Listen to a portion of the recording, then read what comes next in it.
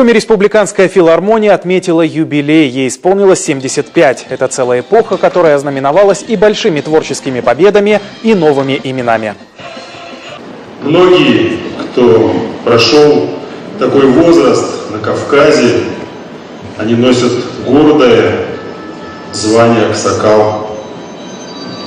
И, конечно, сказать, что наша филармония приблизилась к такому возрасту по ее духу, темпераменту, по тем замечательным концертным программам, которые мы здесь с вами имеем величайшее наслаждение видеть, говорить не приходится.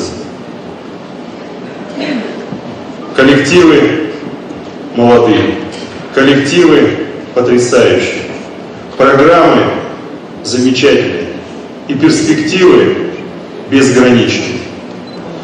Я хочу пожелать коллективу филармонии будущих творческих побед, замечательных проектов и, конечно же, поддержки и любви зрителя.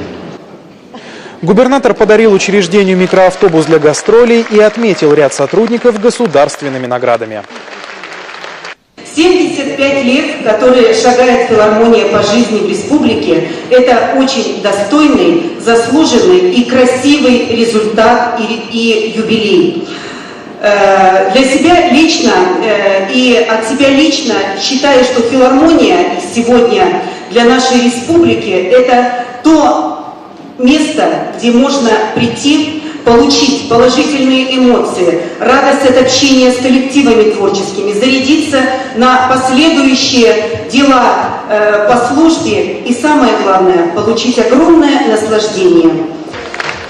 Гостей праздника творческие коллективы филармонии одарили музыкальными подарками. На сцене выступили ансамбли «Асьякы», «Азарниёль», «Вдохновение», а также другие знаменитые и любимые жителями республики артисты.